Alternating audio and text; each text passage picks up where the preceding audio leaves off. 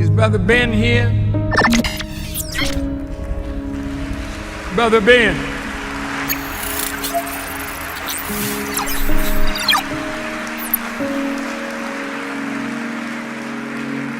Now, Ben got a heck of a program. A lot of people listening to Brother Ben. And Ben tells them about the minister. And Ben tells them about the minister. In the name of Allah, the beneficent, the merciful, I bear witness there is no God but Allah, Muhammad is his messenger. I would like to greet you all with the greeting words of peace. We said in the Arabic language of Assalamu alaikum. We are on part 2 of Is God man or spirit? Is God a spirit or man? If you missed yesterday's part 1 of the Honorable Minister Louis Farrakhan breaking it down, answering their questions, then you definitely want to go back. It is on my YouTube channel, Brother Ben X YouTube channel. Go to the live section and you can see the replays of the live. So if you missed that yesterday, please go back and watch that. Make sure that you take notes. We are on part 2. We're not going to waste any more time. We're going to get started here.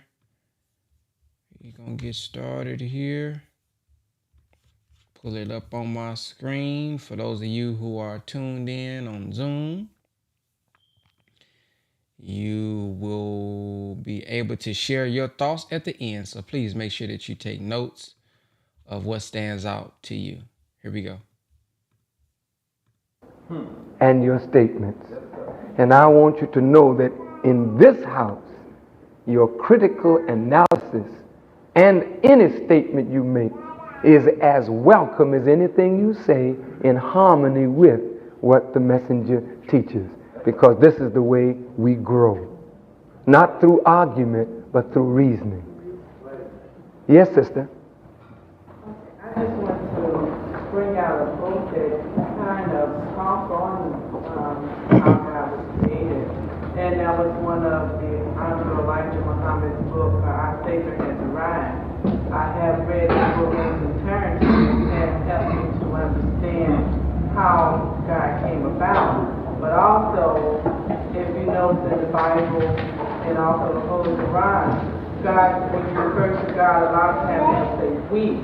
So that lets you know right there that man works in connection with God and helps to create some things that are here on earth. And one of the men from earth created another man, so that lets you know that he himself was the God who would be able to create man. And that was one of our own brothers. So that let us know that we can work together mentally and create a whole new universe ourselves because of our mind power. Sister's right on it. I wish she could have said that on a microphone. That we can work together to create a whole new universe or a whole new world for our people. We don't have to continue to function under their way. Once you know who you are, you can begin to create a new way for yourself and your people. Yes, sister? Okay, I understand that we are a chosen people, we are special to be created. But what I don't understand is how we could create ourselves. Because first, in order to be created, the first person to be God had to be created. Okay, I understand that we are a chosen people, we are special to be created. But what I don't understand is how we could create ourselves. Because first, in order to be created, the first person to be God had to be created by something or someone higher than himself. So this is, Yes. The Honorable Elijah Muhammad says that Allah, God, is self-created. If you say that somebody created him, then that person is greater than him. God, as the Honorable Elijah Muhammad taught us, is self-created, and from himself he created us, original man, in the same nature of himself. You are like a direct descendant of the Creator. To me, That's all that the scripture is saying. I think that's what the whole life of Jesus is pointing out. That this man is a direct descendant of the Creator, and he's raised to the position where he manifests to men. Look, man, look at what you could become.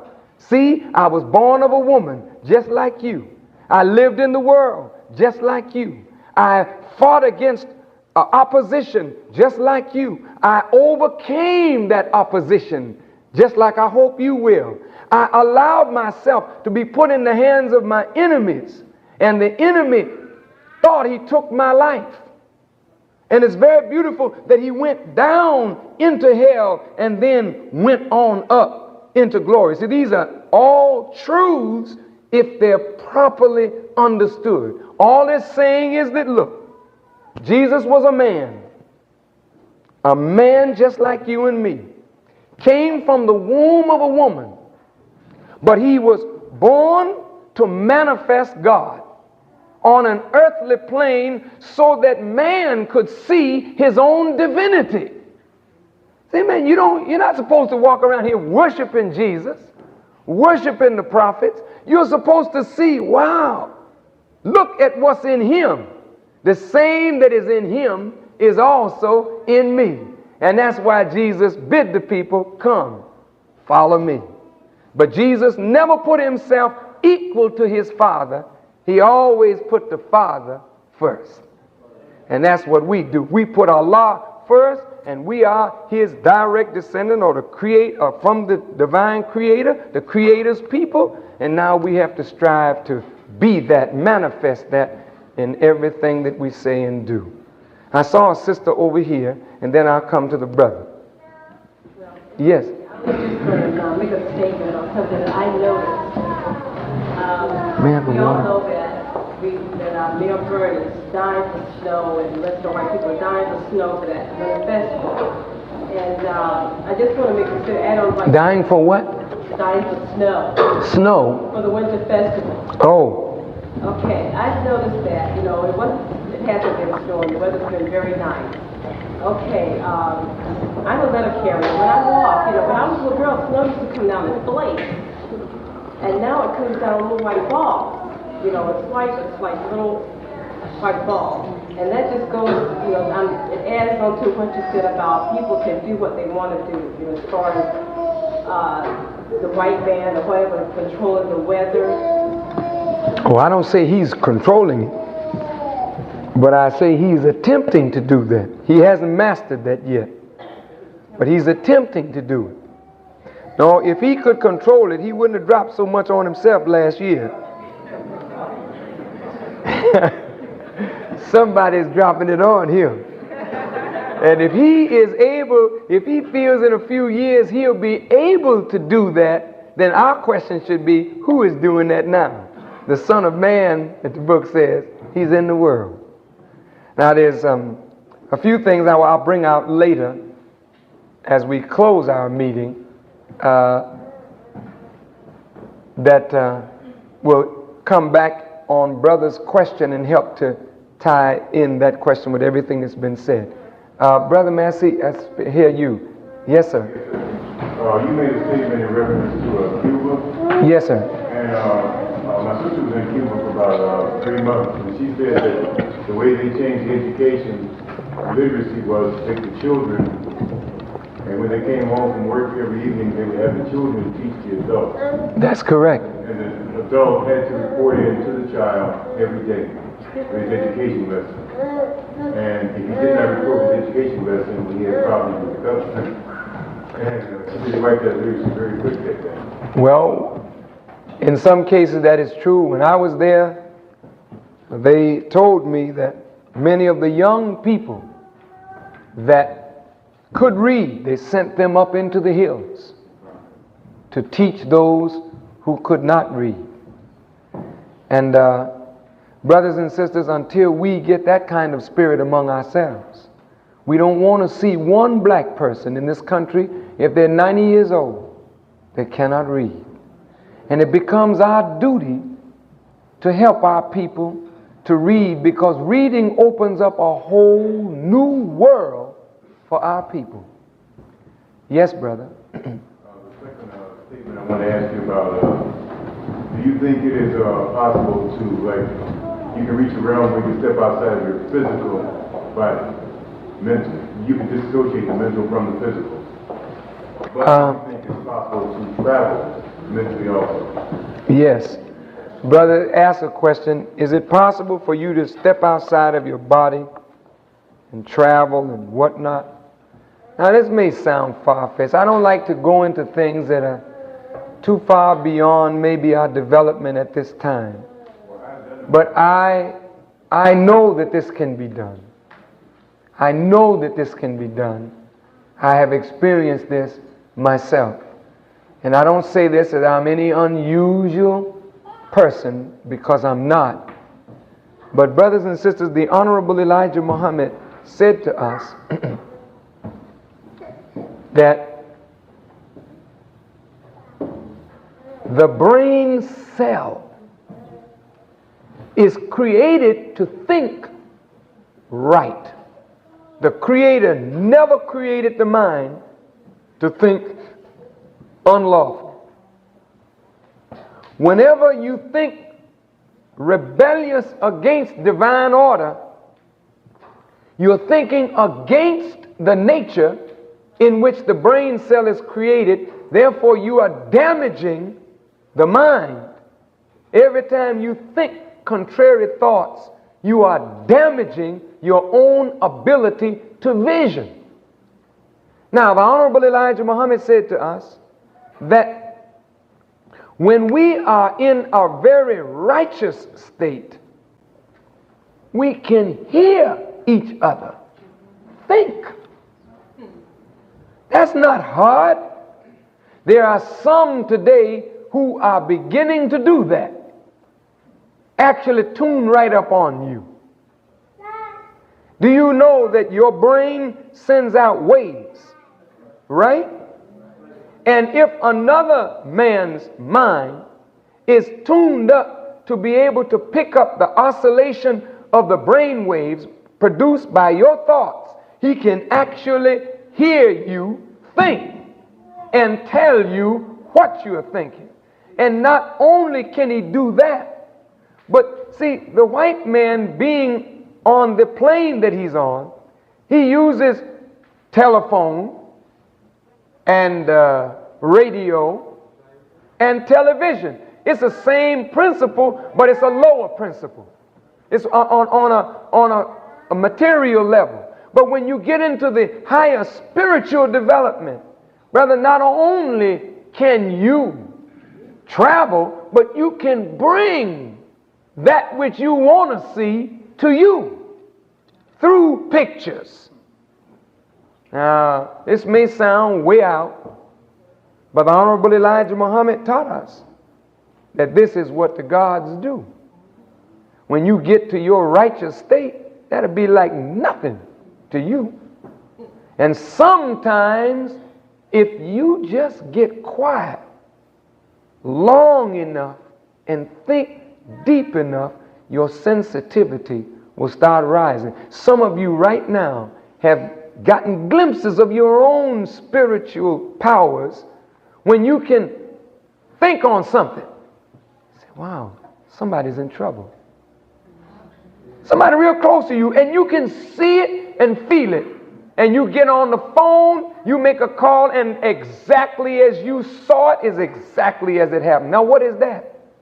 See, that is your psychic ability that each one of us has that comes through every now and then. You know, the fellow that plays the numbers and has the dreams, and I'm not trying to encourage that. But brother and sister, some of our folk can dream and vision and see.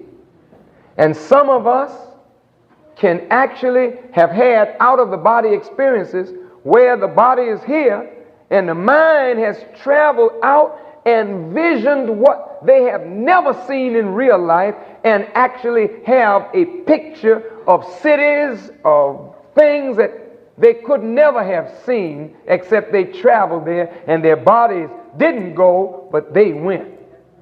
Now, I mean, brother and sister, when we grow mentally, morally, and spiritually, you will have experiences like this, and you'll see that you have powers that you have never tapped. And black people, oh my Lord, haven't you met black women and men among us who have that ability? I have. I've met brothers and sisters among us that actually have that gift, can tell you what tomorrow is going to bring.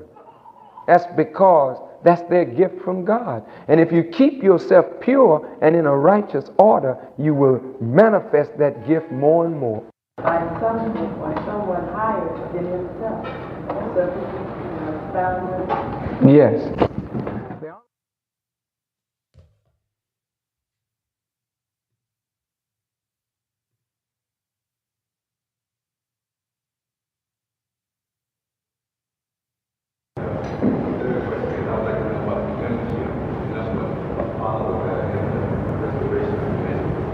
Thank you.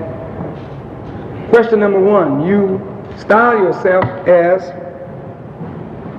the national representative of the Honorable Elijah Muhammad. You speak, it seems to suggest that you believe that the Honorable Elijah Muhammad is alive and that he will return. I want to know, do you believe that Elijah Muhammad is to return? Second question, do you see your role in rebuilding the nation of Islam scripturally? And third, what are your numbers? I'll take the third one first. Well, as you know, my brother, there are many, many people who were affected by the teachings of the Honorable Elijah Muhammad and loved his work. And many, after seeing the changes, went into many, many different directions. In all honesty and candor, I really don't know how many followers of the Honorable Elijah Muhammad there are still left, or how many of those that are left are with Brother Farrakhan. But this is a period of darkness and confusion. But as I look around the country, I see Muslim activity now emerging, re-emerging all over the country. All of this Muslim activity does not necessarily mean that they are with Brother Farrakhan. That's right. But it does mean that the Muslims recognize a responsibility to continue the work of the Honorable Elijah Muhammad. In that regard, we believe that as time goes on, you will see that which is called splinter groups of the Honorable Elijah Muhammad merging like streams into a river. That's right. And you will see the nation again as one nation. And I don't think it would be wise at this point to even talk about the actual numbers that I know are with me, because then that gives our enemies too much information. All right? Second question, which is your first question. I will tell you the words of the Honorable Elijah Muhammad directly to my face. He said to me, I'm quoting, brother, I am going away. He said, I will be gone approximately 3 years. He said, I'm going away to study. Listen to this word carefully. To study. Now he gives me orders. He says, brother, don't you change the teachings while I'm gone. And if you are faithful, when I return, I will reveal the new teachings through you.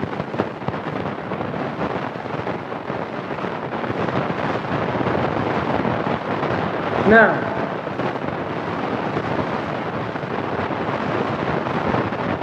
if you were to look on your television this morning and you saw Christian ministers preaching,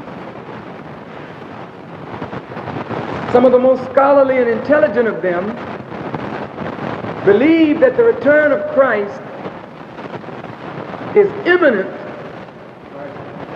and they believe that the man who was killed 2,000 years ago is alive and will return.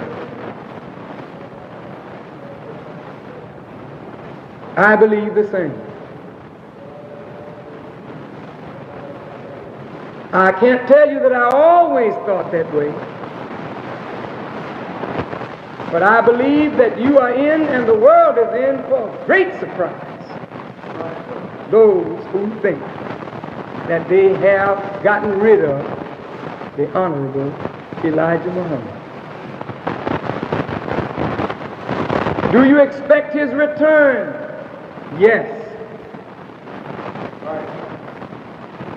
I am a sign in your midst of his return.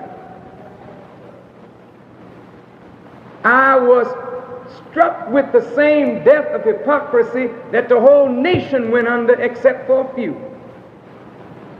But I'm back, and I am alive. Right. And the nation is coming back now. Right. And it is alive and viable. Let's look at these brothers again. They're cleaning up from the filth of the world. Their teacher is not present yet. They have not, some of them have never seen his face. Right. But they are coming alive by the power of his word. The nation will return, and he will also. Right. Second question and last question. Do you see yourself in scriptures? Definitely. If the Honorable Elijah Muhammad is written of in scripture, from one end of the scripture to another, how could his spokesman not be in the book?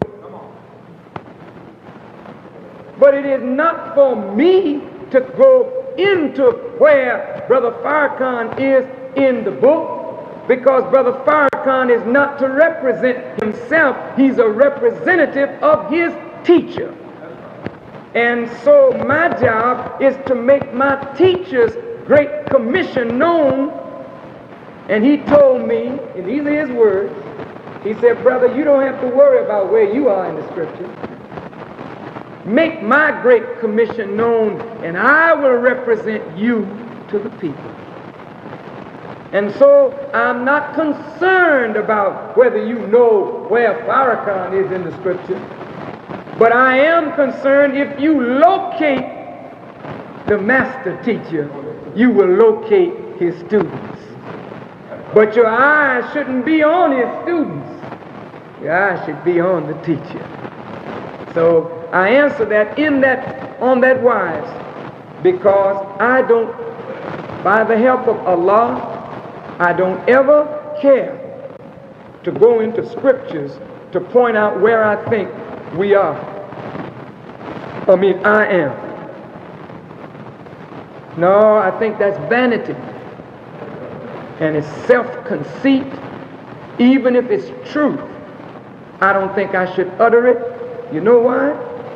Because if the lights are out in this building and a man says he's the electrician and the lights stay out, by the lack of the activity of turning on the lights, you know that that cat was not the electrician. That's right. But if you say the lights are out, is there an electrician in the house? And a man stands up and does the work of putting the lights back on when you know they've been out, then he don't have to tell you who he is. His work bears witness of him. So I will never say it from my mouth, but I will tell you, brother, watch what I do. My works will testify of me. Yes, sir. Now, I'm going to say this about where we are. When Jesus went to the cross, all the disciples felt the master was dead. Peter, his chief disciple, denied him. And for 3 days, the disciples were scattered, lost, and did nothing. But on the 3rd day, Mary and Martha met Peter and told him the tomb is empty. The master's gone. Peter didn't believe it. He had to be shown. He still was in doubt. But by the time the disciples got together in the upper room, the very man that was in question as to whether he was alive or dead showed up. Now, if that's in the scriptures, what is it there for and who does it fit? Oh, brother, the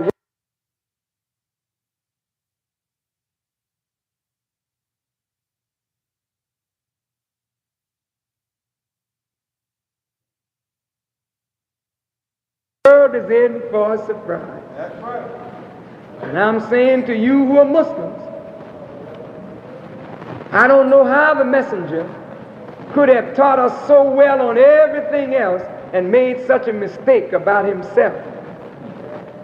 He didn't make no mistakes. That man didn't make no mistakes. That's right. And that's why I'll tell you this. He asked the followers to keep the eye on the brother, meaning myself, that's and right. To listen to the brother. That's right. That's right. He said that. Right. And I'm going to tell you why he said it. Because the more you watch the brother, and I mean, I don't care how you watch me, you can watch me with a critical I'm going to check that nigga. I don't care what you got in your mind, just keep your eye on the brother. And when the God get finished working with the brother, you're going to know that the same power that was with Elijah Muhammad is with your brother. You're going to see that. There's no bragging. This is no bragging, brother. And I'll say this again to those in whose hearts is a disease, and they think that Farrakhan wants to be a big shot.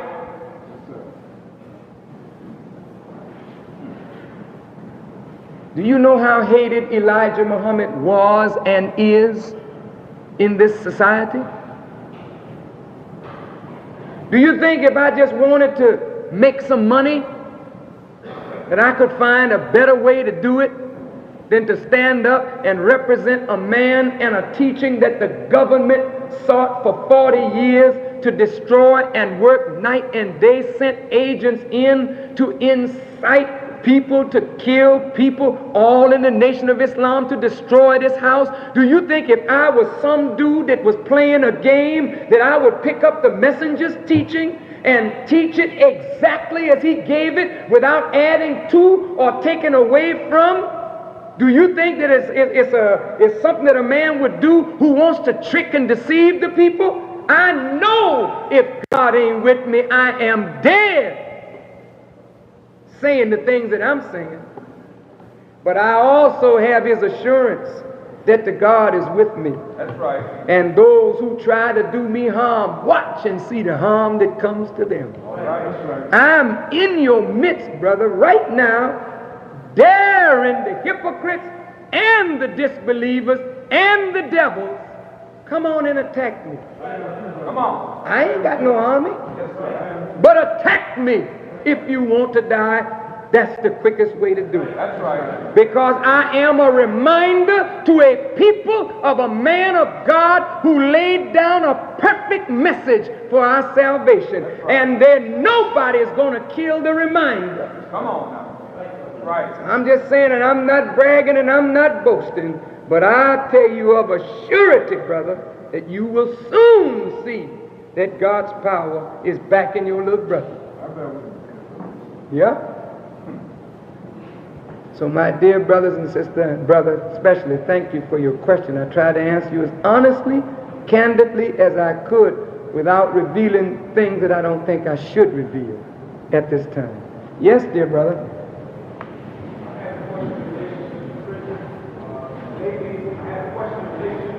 Yes, sir.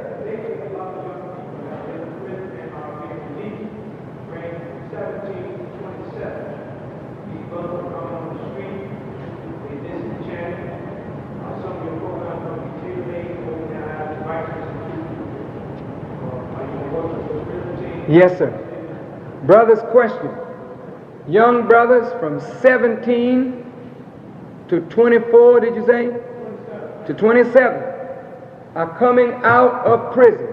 And the prisons, are, as you know, are now filled with young people.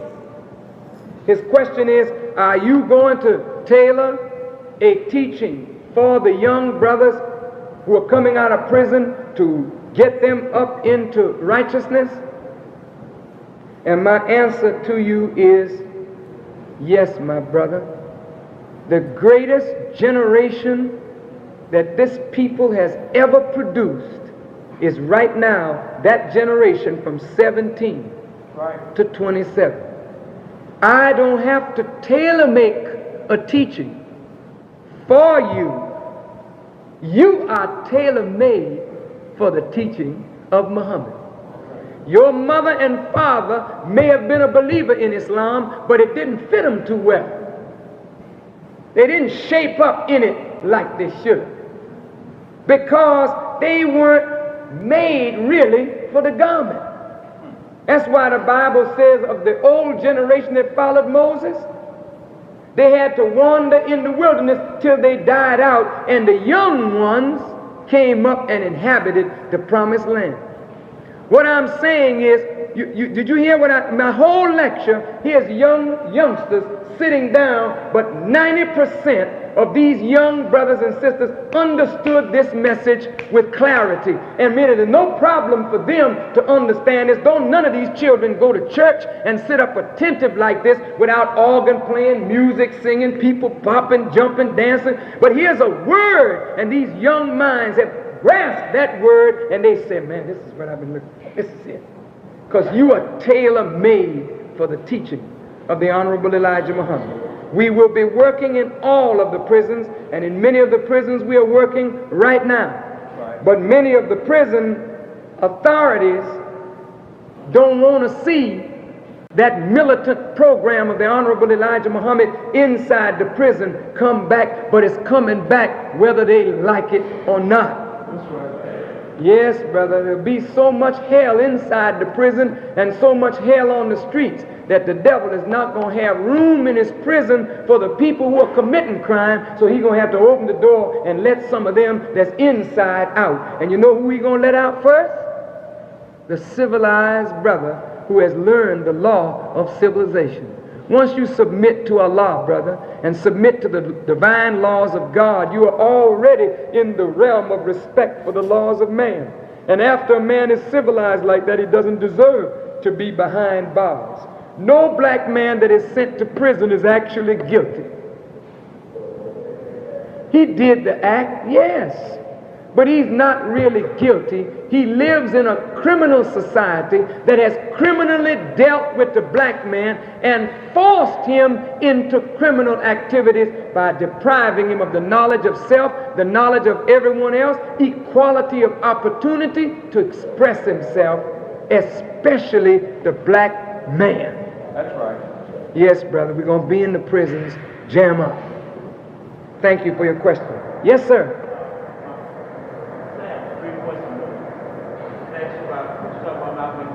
Sure. During that time, that one was committed adultery. Yes. And 6 months before that, Malcolm X said, you was supposed to was that? That's correct.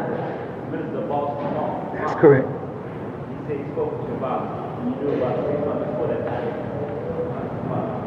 The second question is, was Master Muhammad a white man or a Indian? Okay. And your third question? You know, first, before I answer your question or repeat your question, I want to say, brother, as I saw you sitting there, I really admired your spirit and your countenance. And you're not 20 yet, are you? 19. His question was, number one, brother, do you have a tape on back there? I hear some talking.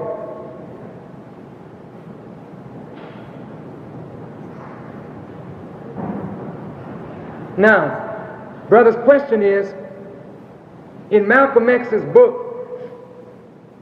Malcolm accuses the Honorable Elijah Muhammad of committing adultery.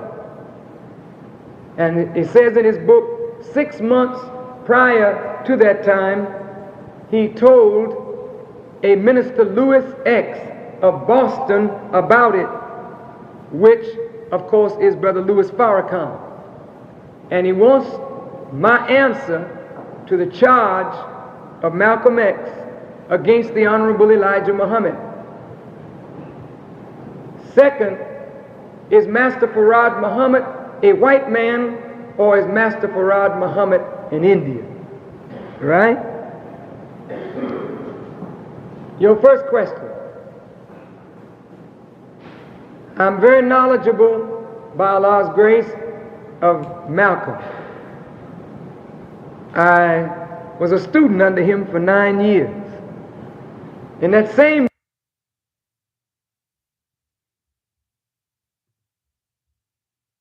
book, he tells you that he loved Brother Lewis more than he loved his own brothers.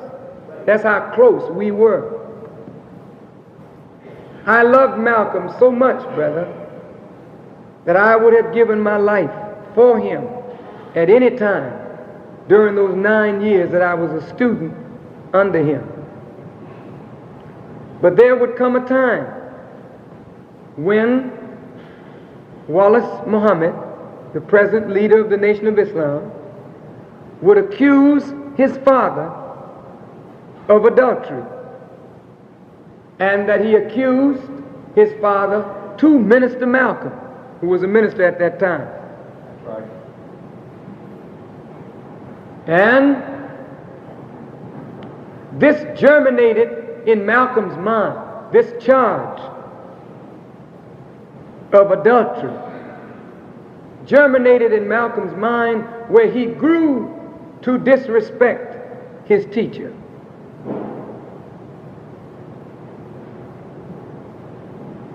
In November of 1963, when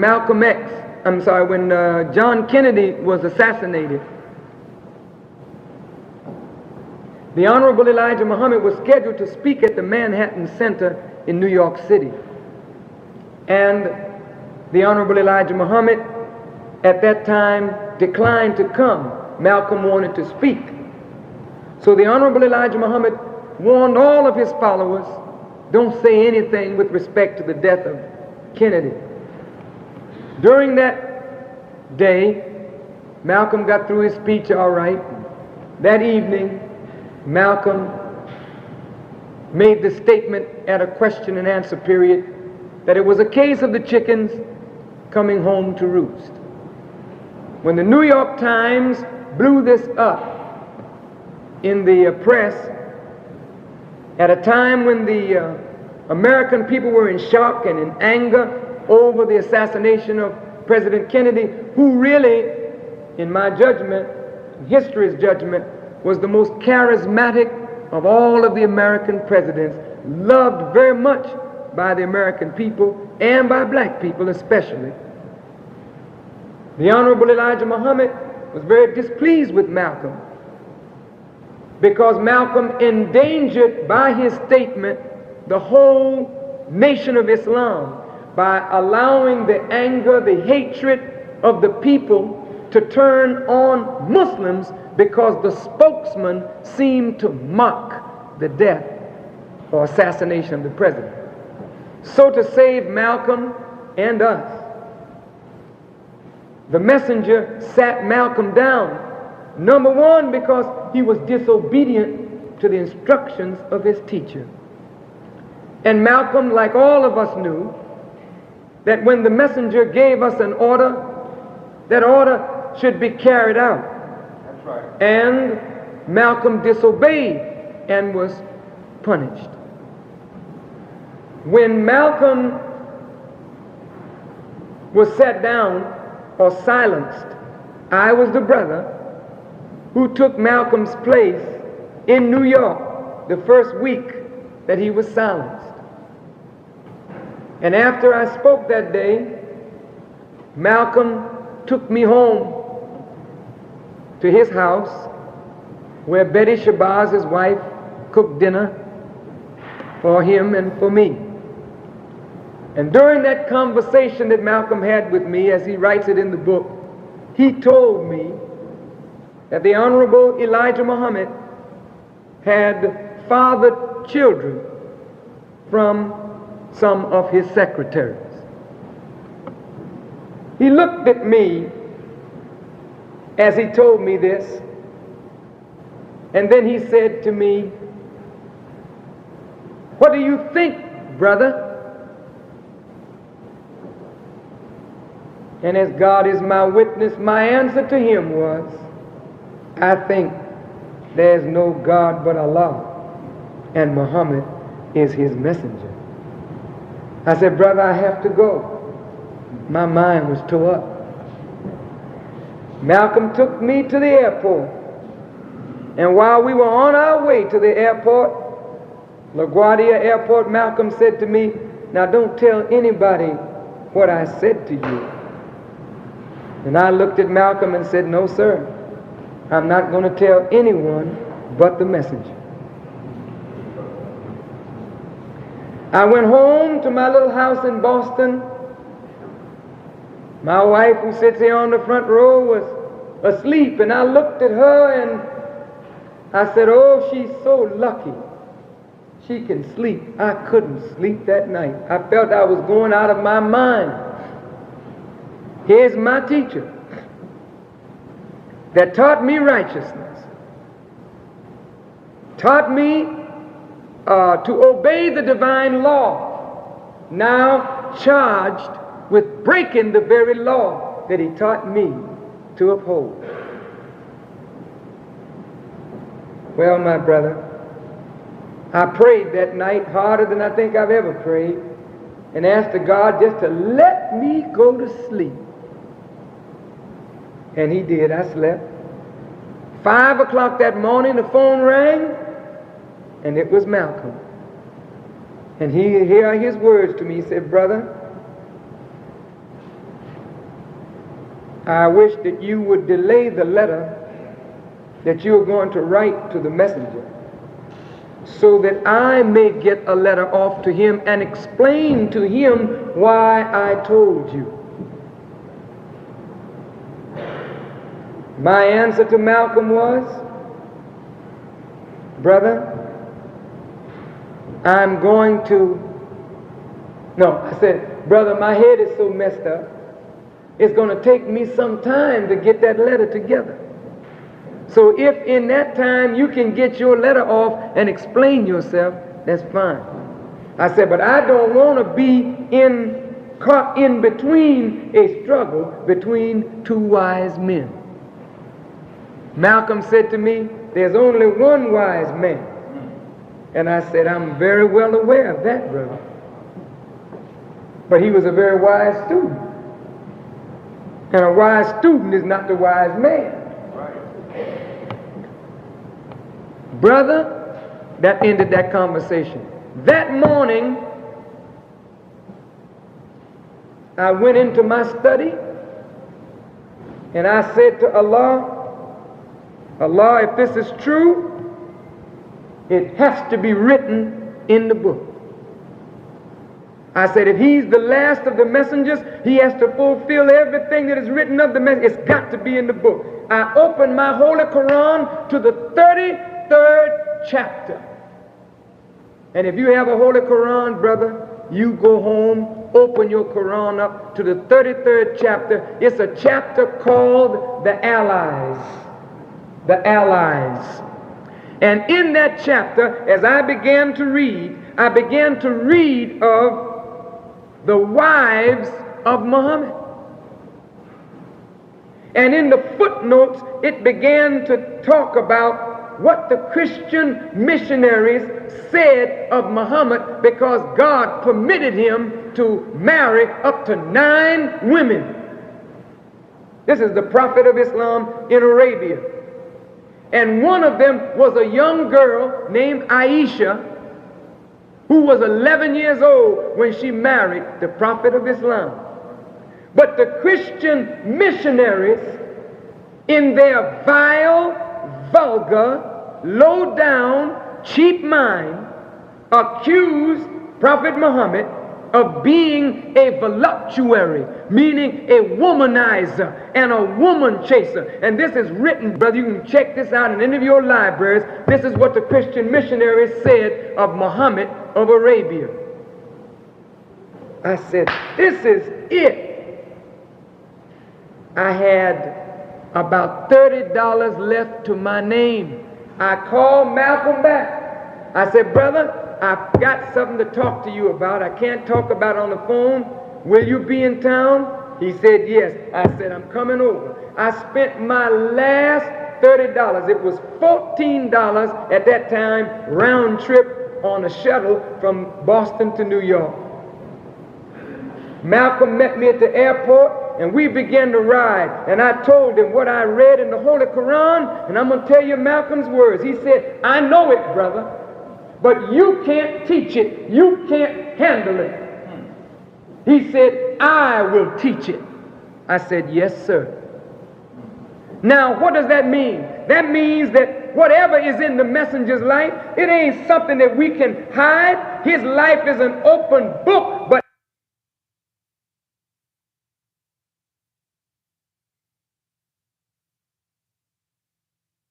everything in his life can be defended by the divine law, by the scriptures, and by the history.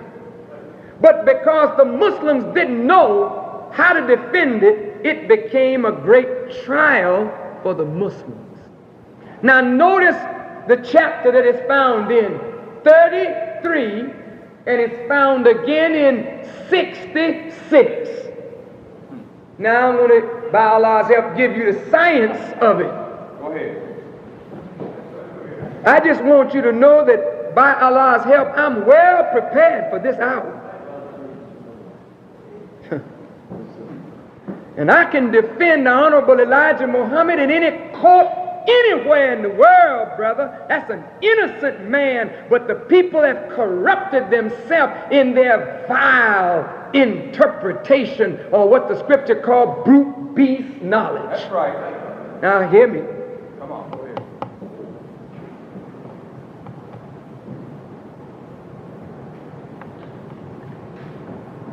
Two threes. The Honorable Elijah Muhammad taught us that the number 3 represents a number of trial. You see the word 3? In 3, you have the number triad, which is in music. A triad is 3 notes, right? You have trio, 3 people playing together. Trio. It all is under the number 3.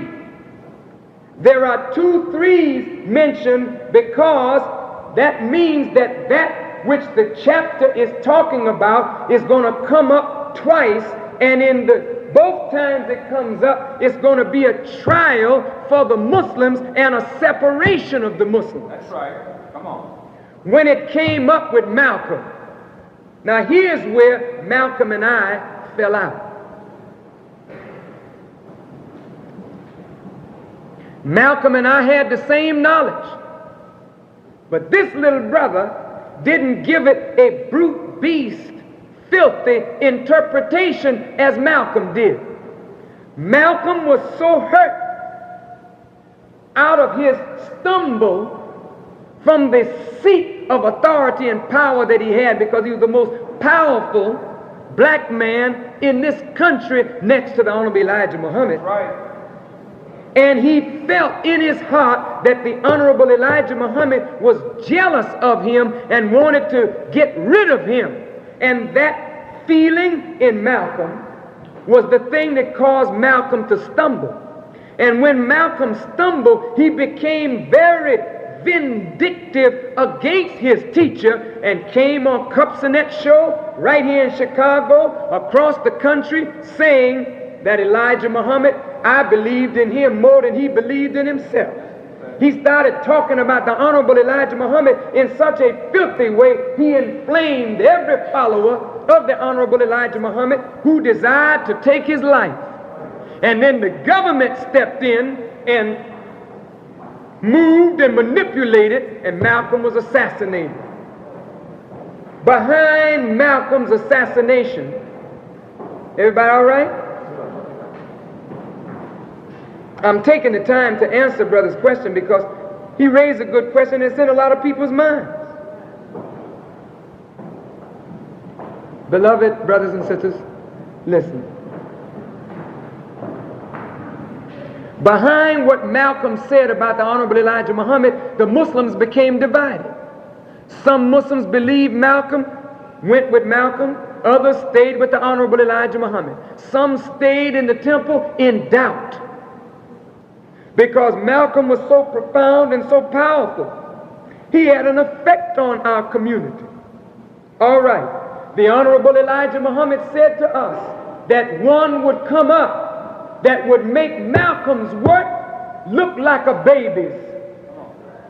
Am I lying? No, sir. I know all of you thought it was Farrakhan, so you had your eyes glued on Farrakhan. But Wallace snuck right up out of the loins of the messenger, and he has said about his father that which makes what Malcolm said look small. Am I lying or am I telling the truth? All right, now here it is, because it's all written in the book.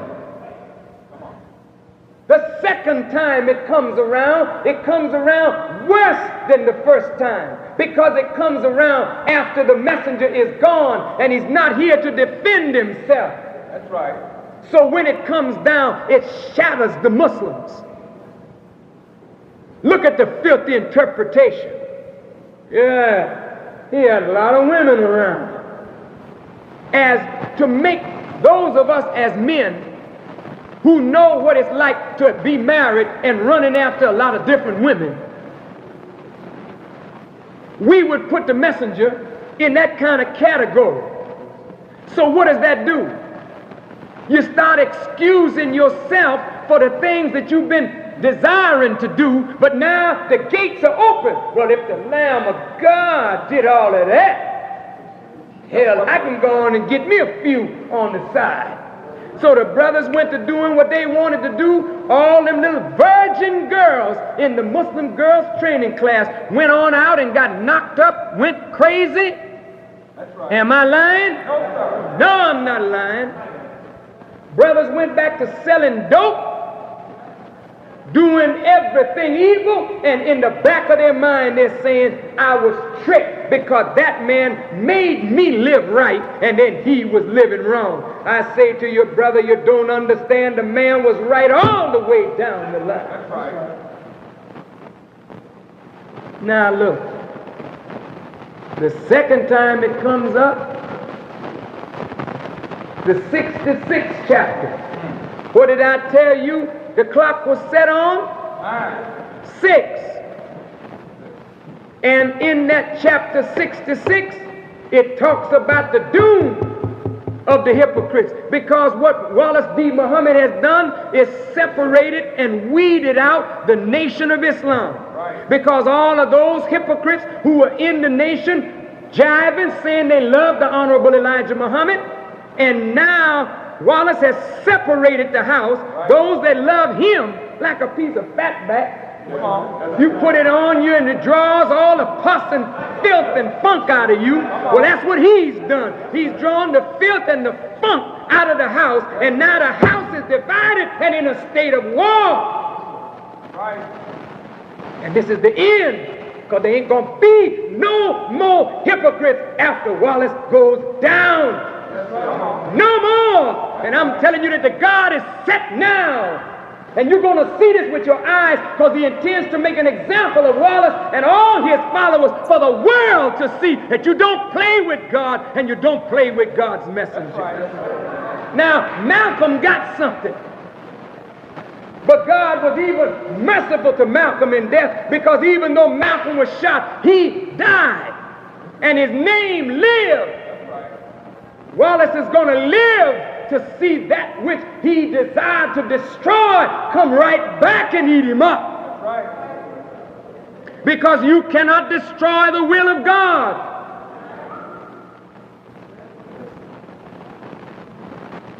Now, it ain't over yet. No, sir. The devil is going to pick it up. Right. He's going to pick it up. And when he see the nation, look at him, brother, for years he wouldn't even talk about the Honorable Elijah Muhammad. It was like the Honorable Elijah Muhammad died, man. Nobody mentioned his name. It just hush, hush. Nobody talk about him. Don't say nothing. Jet magazine, don't write nothing. Nobody say nothing. Right. Now that the trumpet is blasting his name again, the world is getting shook now. Right. So they're going to bring back the filth and just lace it over the people. But when they do, we got something for them. That's right. And I just say this to the white man straight on up and his imps that are in here. We have a lesson about you, talking to white folks. In the student enrollment, you are called the skunk of the planet Earth. And Honorable Elijah Muhammad never told you why the God called you a skunk.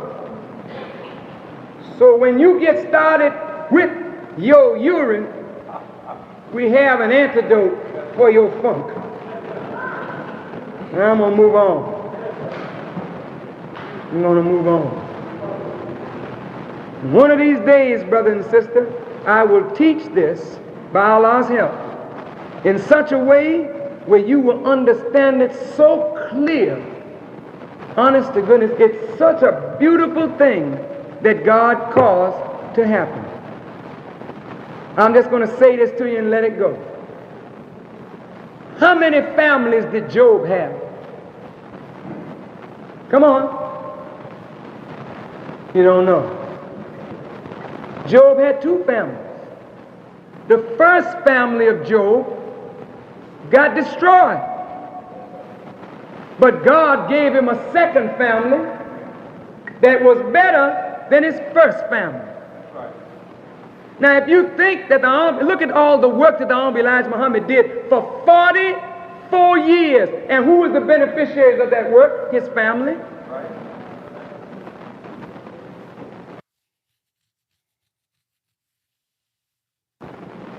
They didn't want for nothing under his roof. That's right. Which one of the family members have upheld the Father's name who suffered to make them what they are? Not one. But he got a second family, and they love him, and they never was with him like the first family, but they know him. Right. And you're going to hear from them. That's right. God is not mocked. Just like there's a second group that's coming up now of Muslims that will be greater than the first. The family of the messenger is a sign. A second family coming up greater than the first. A second group coming up greater than the first. Right. Oh, brother, you're going to see it all. So I'll leave that for now. Because just so much in it. And even why, Allah made me, Allah made me to understand why the number 9. And I sat at the messenger's table one day and I said to him, dear apostle, I know why the God allowed Muhammad to have 9 wives. He said, shh. Shh. Come on. He didn't want me to say that. Not at that time. When this stuff started coming up, I made a tape on it and sent it to the messenger. And the messenger sent for me out in Phoenix. He said, oh, my brother. He said, I wish that my son could understand this like you. And he sat down and he taught me into the depth of not only what happened, but why it happened. And one day I will talk about it or teach on it, because it's all lessons. Okay? Now your second question was Master Farad Muhammad white or was he an Indian?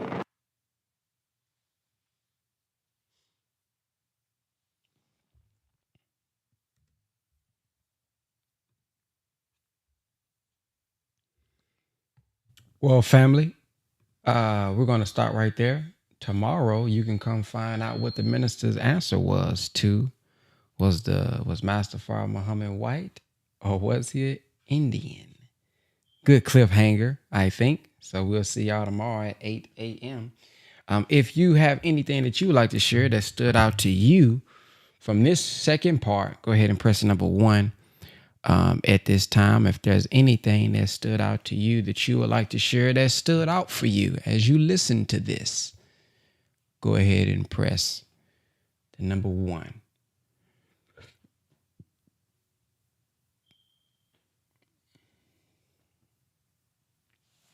Brother Roberto.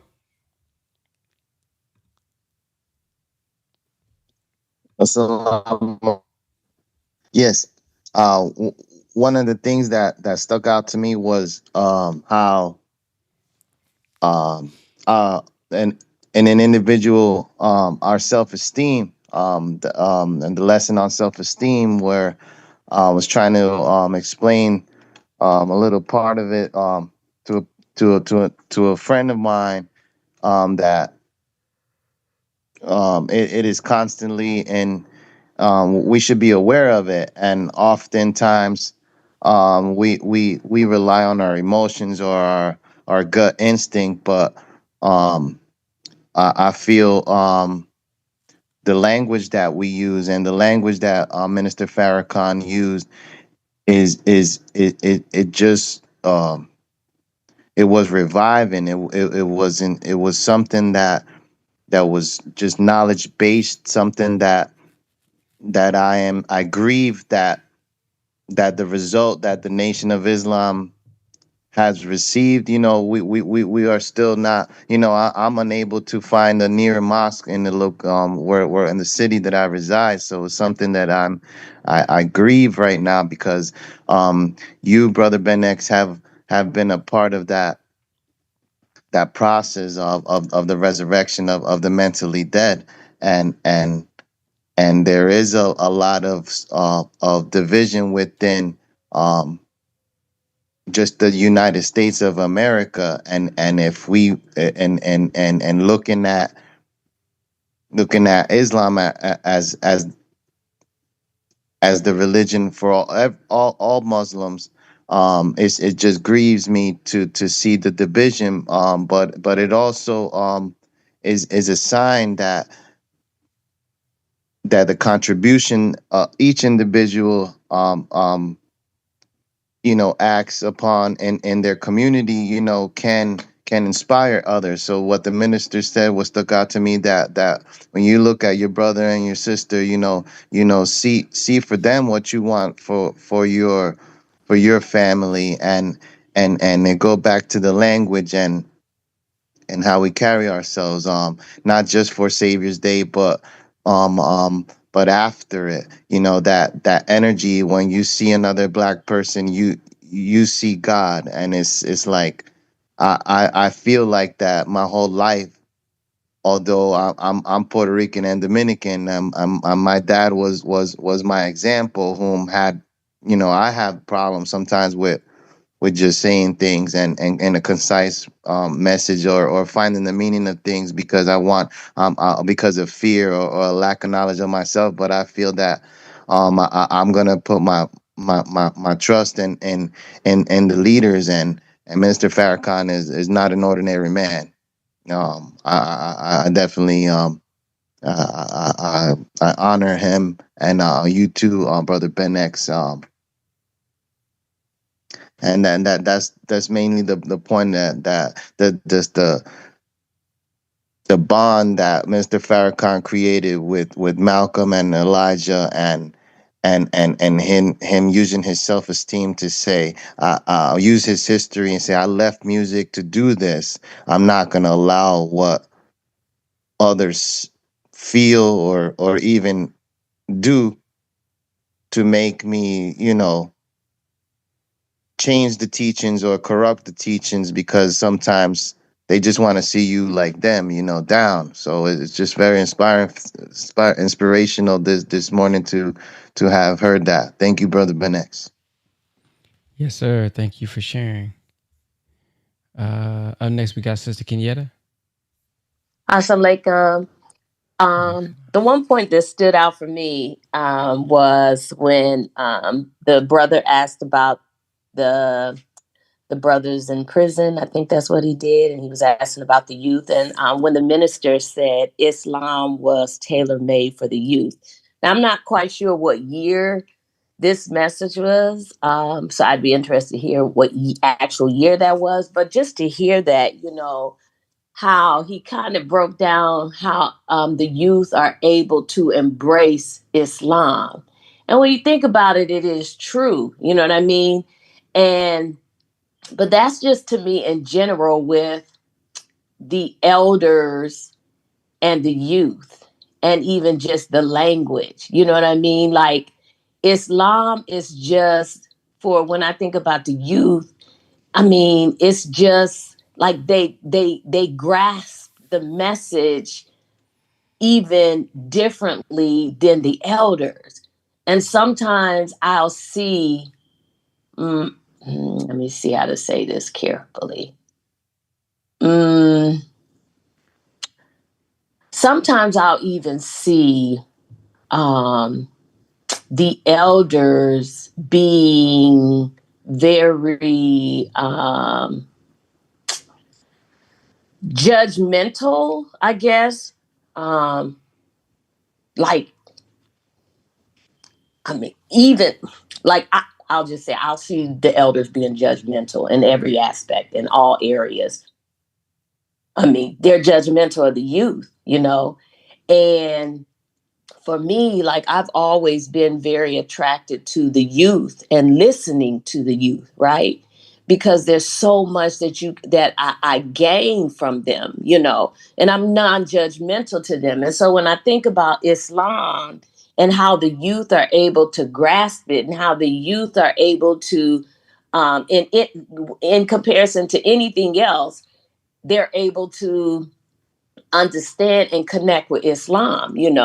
And so just listening and how the minister said it's like tailor made for the youth. When I think about that, I'm like, yeah, it is. Like, even sometimes I have to kind of like humble myself sometimes as a parent, and having young people, my children are 19 and 20, and sometimes I have to make myself like humble myself, because I'll be like, maybe pushing them too much out of my own um I don't know, like insecurities, maybe. Like I don't want, it's like, I want them to get, like I don't want, like, when they're out here living life, I'm always very protective. Like I want them to hear the message. I want them to this and that.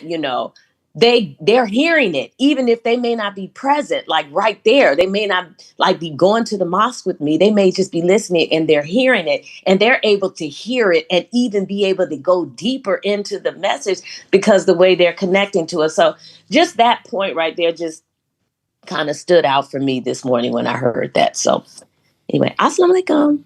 Walaikum salam. Thank you for sharing. Sister Randisha. Yes, sir. So, assalamu alaikum. So, what stood out to me was that a lot of things stood out to me, but when we actually read the message to the black man, right? After the preface and the forward, it says Allah is God. And it says, who is that mystery God, part one? Who is that mystery God, part two? Is God a spirit or a man? So the Honorable Elijah Muhammad came in and bust up all the truth in the beginning so that as we read, we didn't have to go through with the misconception that God was a spirit.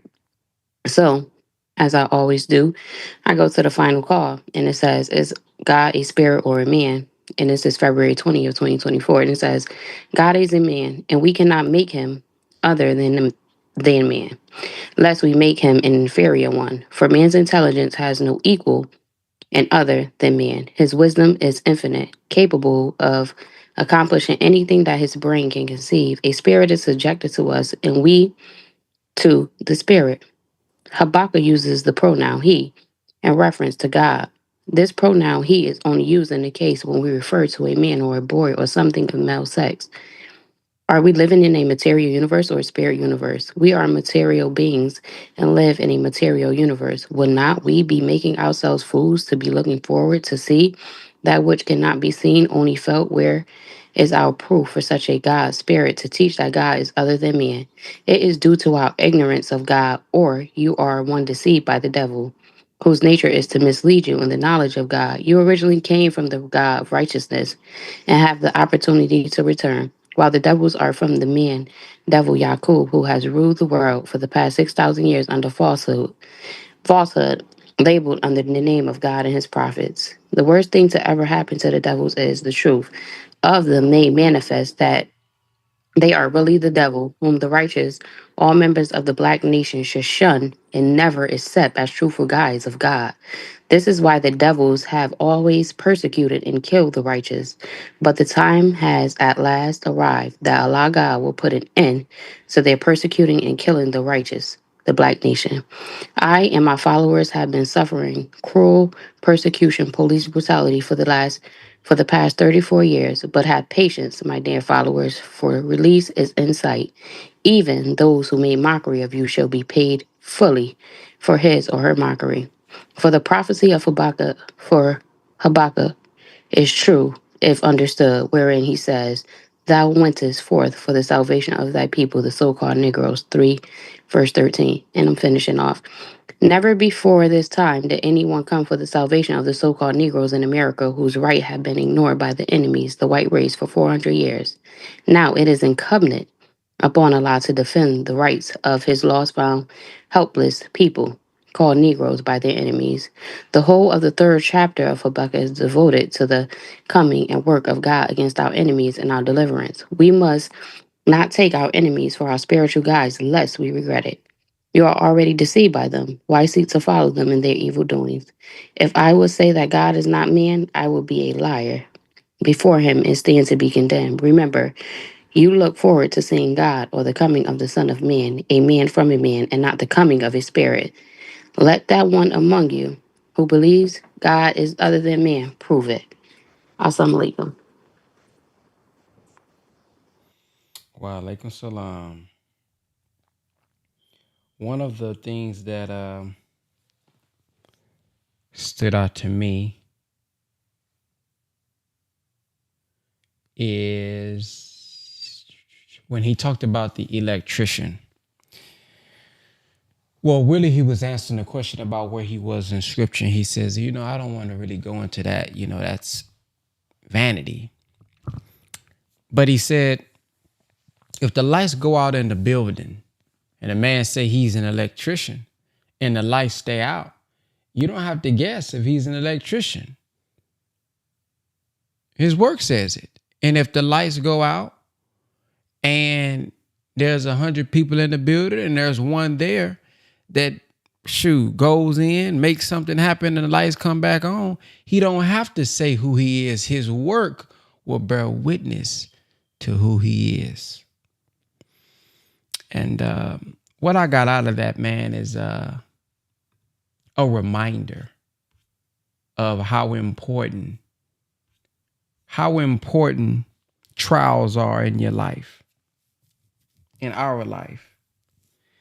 And oftentimes, when you're going through a hard trial and we're going through a hard trial, we may forget that this is a beautiful moment as well. It's difficult while you're in it, but it's such a beautiful time because it reveals to you who you are. The minister says, you don't really know who you are until you've been tried. This is the time to show up. Show the world, show to God, and show yourself who you really are. It's not when times are easy.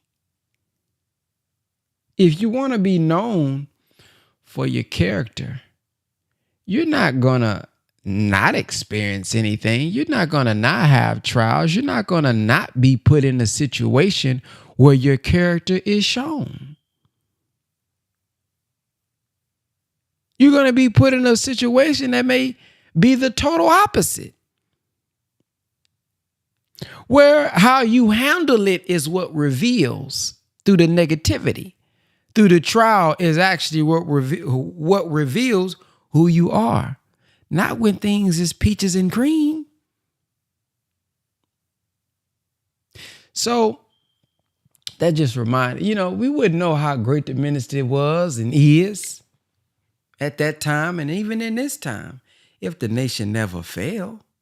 If everything just remained the same and everybody loved him from the beginning, nobody accused him of this, nobody called him a hypocrite, nobody, he would just be like any other minister. But it's the trial that he was able to go through and overcome, them hard times, the financial times, the times when people, he said the white folks were throwing rocks in his windows, the times when the believers was calling him a hypocrite, the times when the believers at that time who didn't want to go back with him was straight. There's a lot of stuff that he had to go through and overcome that shows and proves his faith. We don't really know a man's faith when you ain't going through nothing. It's easy to say, I believe in the law, boy. I believe in the messenger, boy. Oh, yes, sir. Yes, sir. Top soldier when everything is going well. No, man, it's when the times is hard. It's when it seems like you don't know what is on the end, what's around the corner. Boy, you see no light at the end of the tunnel and you able to stay in the game. No matter how hard it get, that's how we know who really got faith in this thing, who really got faith in Allah. So, that's just a reminder, man. Shoot, when life gets dark, you say you're a God, huh? It's easy to quote the student enrollment and say, the Asiatic black man, the maker, the owner, the cream of the planet Earth, God of the universe. What does it mean to be a maker? A owner? What does it mean to be the cream? Come on, man. Does that mean we rise to the top? Well, damn, if we rise to the top, in order to show that you can rise to the top, that means you below the top. You may be at the bottom. Show me you can rise, man. Oh, I heard the minister say, he don't say God is. He say, I'm a God too. What God? Well, come on, prove it. Let me see.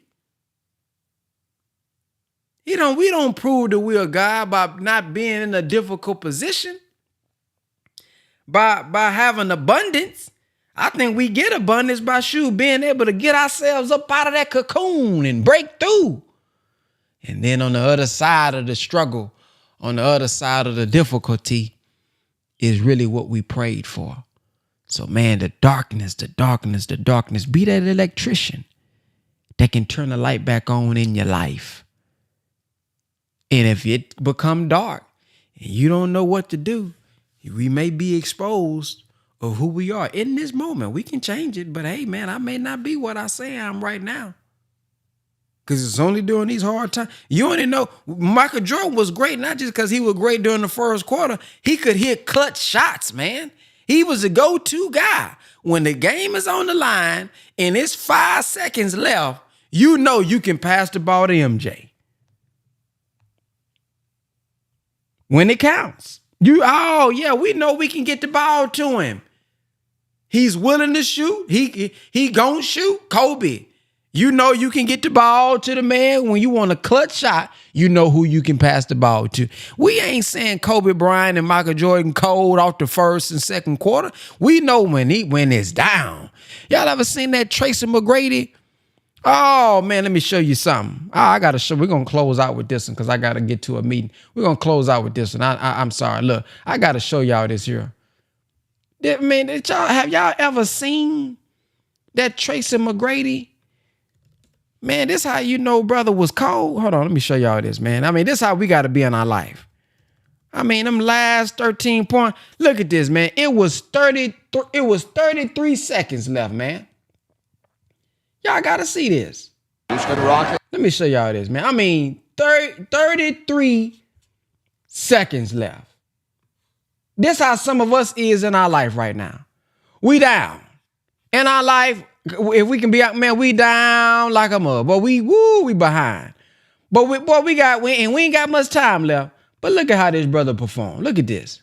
Houston Rockets on the way to dropping to 8 and 12. Ball game over. All we need here is a final score. Now the Spurs, look at this. The Spurs is leading 76-68.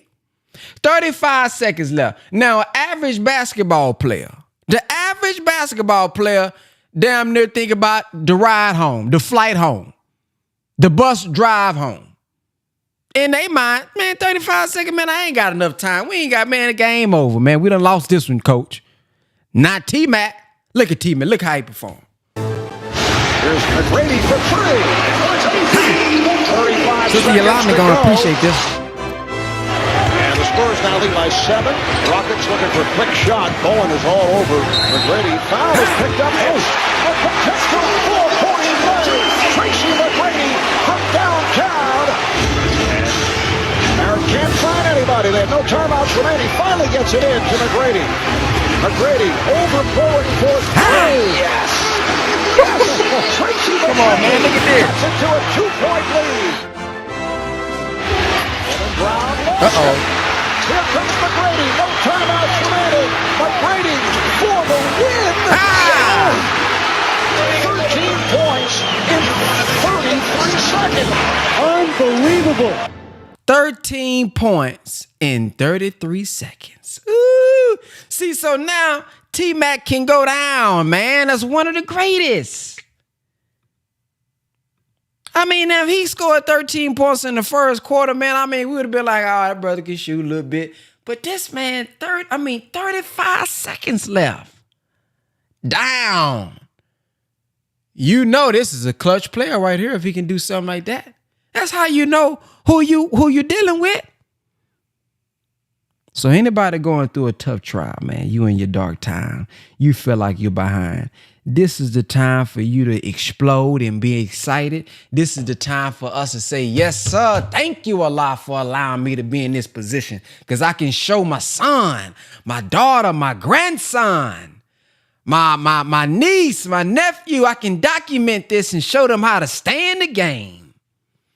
This is going to inspire somebody one day, man. But if I give up right now, if I miss out on this opportunity to show that I can come out of this darkness, and not even just show anybody else, man, sometimes it's showing ourselves. Showing ourselves. Because when I show myself on a little thing, on a little activity, on a little situation, oh man, when a bigger situation comes, when a bigger situation presents itself and it's more difficult. Oh, I can remember. Oh man, I scored 35 and 13 and 35. Oh man, I can do it again. You showing yourself and you proving, you revealing the God within to you. Man, it's such an exciting. I'm finna film. I'm finna go document something today. I'm finna find something to document today. I encourage us all, man. If you're going through a hard trial, document it today. Document it today. Make a video about it. You ain't gotta post it if you don't want to, but document it. Hey, y'all, right now, let me tell y'all something, boy. I'm damn near finna be homeless next month. I mean, say it, man. And put together a plan. But I'm finna put together a plan, y'all, and I'm finna document. I ain't gonna let it happen. Woo! And then you document that thing and you look back on that video. Whenever you going through a hard trial, you look back on that video and say, boy, you did it once, you can do it again. Oh, sister, you did it once, you can do it again.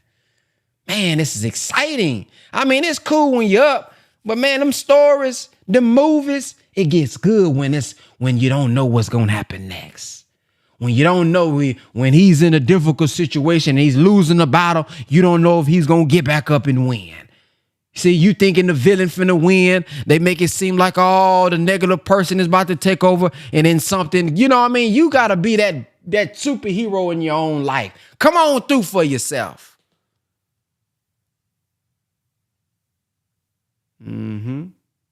So yeah, that's what stood out to me, man. I mean, we got to be that electrician in our life, man. That's gonna get up there and figure out them wires, man. Put it together. He might get electrocuted here and there, trying to figure it out. Oh yeah, you might sting a finger or two. But boy, you gonna stay up there on that ladder and you gonna figure it out, because I need this light back on. It's been dark too long, man. We can sit back and say, I'm waiting on the electrician. I'm waiting on the electrician in my life. I'm waiting on it. No. What did he say yesterday? Who is that mystery God? Would you wait on the mystery God to bring you food? Emphatically no. No, man. I'm finna go to work, man. I'm finna go to work.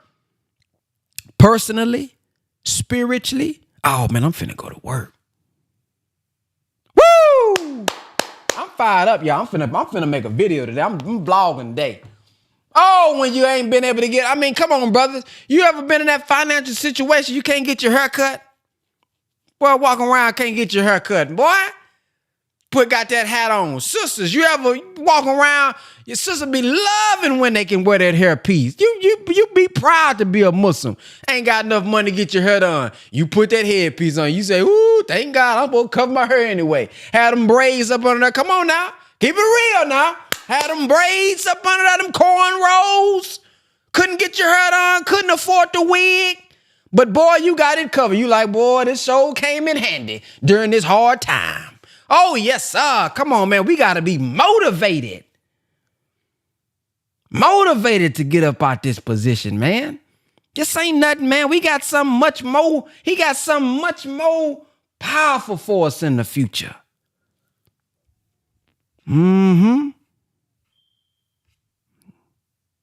Yeah. Woo-wee. So, man, I'm out of this thing, boy. I'm finna go film. I'm finna charge my camera. I'm finna document something today. So, man, may Allah bless you all, man, with the spirit. Bless us with the strength, man, to seek refuge from anxiety and grief. Oh, the lack of strength, man, and laziness, man. I know sometimes when we going through stuff, we can become a slugger, become lazy. Fight that laziness, man. Get on up.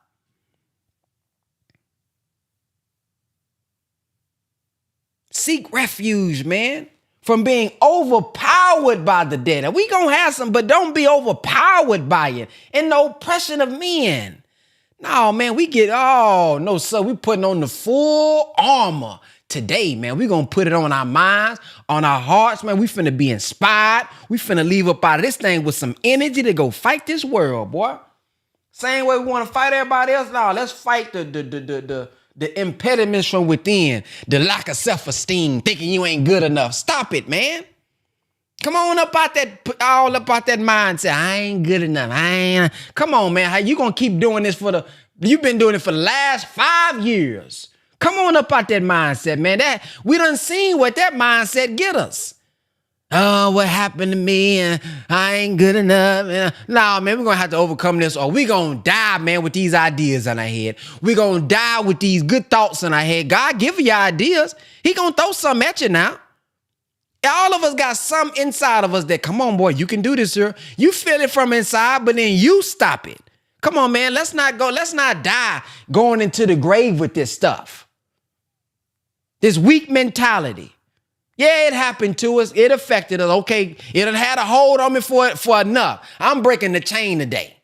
Damn, I'm not letting this hold me back today. The fear of the unknown. The fear of the rejection. Nah, I'm making a phone call. If I got a businessman and I ain't got no money, I'm making phone call. Y'all gonna have to tell me no 50 times today. I mean, we just gotta come on and change this mindset, man. No, man, no. The minister done gave us an example, man. We gotta just have the faith. We got to have the faith. So, man, listen. If y'all want to support the Power Call, www.thepowercall.net. If you guys have anything that you would like to share, feedback today, if you didn't get to share, please drop it inside of the school. Drop your feedback inside of the school. And let's get up out this thing, man, and go show ourselves and show the God that we believe. Let's not make Satan happy today, saying, yeah, they was listening to the minister. Yeah, they went to study group. Yeah, they went to FOI class last night. But I got these niggas stuck. They can't move. I'm in their head. They say, assalamu alaikum, but they ain't doing nothing. Oh, I got them fearing me, boy. They saying in the name of Jesus. They saying that Jesus is my Lord and Savior. But boy, they can't build nothing because I got them stuck. Focusing on fear, focusing on rejection, focusing on their lack of self-esteem, focusing on lack of confidence. They can't do nothing, but they keep praising my enemy though. Keep on praising God. If you keep praising God, but you don't do nothing, I'm happy for you, brother. The devil sitting back, smiling and grinning. Let's not make him smile today. Let's not allow him to grin. Let's make him say, ooh, the niggas is getting out. Ooh, look at him. Who let the dogs out? Oh, we finna start building something. We finna start, if we got a book we've been wanting to write, we may not write all the paper. We finna write chapter 1. Ooh, just doing chapter 1 to have him on his toes, man. Go on, write chapter 1. Don't worry about how you gonna do the cover and this, all the stuff you don't know how. At least write chapter 1. At least do something. Make a little old progress. He happy when we don't move. He happy when we just thinking and thinking and thinking and thinking and don't do nothing. All these thoughts we got in our head. Don't execute on nothing. Have good ideas and we just, I don't know. Do something. Make a mistake or something. All right, we make a mistake and just do nothing. At least once you make the mistake, you find out, okay, well, I know that one that don't work. You know what I'm talking about? At least if I do something and make the mistake, at least I got some progress. Even if the progress is, well, I know that one don't work. You know what I'm saying? But if I never do nothing, I don't know if it work. I don't know if it don't work. Do something, man. All right, I'm out, man. I'm fired up like a mother. I'm finna go. Y'all stay tuned because I'm telling you, a video coming out. Video is coming out. I'm documenting. So thank y'all for listening, man. I'll see y'all, inshallah, in the morning at 8 a.m. Central Time. Assalamu alaikum. Walaikum salam. Is Brother Ben here? Brother Ben.